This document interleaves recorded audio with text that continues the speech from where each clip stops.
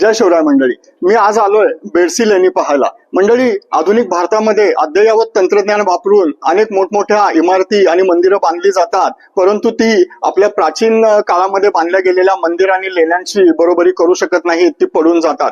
परंतु शेकडो वर्षापूर्वी बांधलेली आपली फक्त छन्नी आणि हातोडा वापरून आपल्या पूर्वजांनी बांधलेली ही मंदिरं आणि लेण्या कशा तग धरतात याचं कारण आपल्याला ह्या बेडसे लेणीमध्ये दिसतं. इथे एक अर्धवट बांधकाम आहे, तर स्तूपासारखं बांधकाम सुरू केलेलं होतं.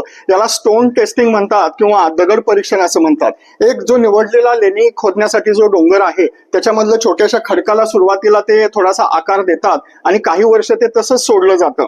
जर ऊन वारा पाऊस याचा काही वर्षांनी त्याच्यावर परिणाम नाही झाला तर मात्र मुख्य लेणं हे बांधायला घेतलं जातं आणि त्याच्यामध्ये छान छान शिल्प कोरली जातात. एवढी बुद्धिमत्ता आणि त्यावेळच्या आपल्या पूर्वजांचं ज्ञान होतं हे पाहून थक्क होतं. कधीही पुणे परिसरात आला तर पवना धरणाजवळच्या या बेडसे लेण्यांना भेट द्यायला विसरू नका. जय शिवराय.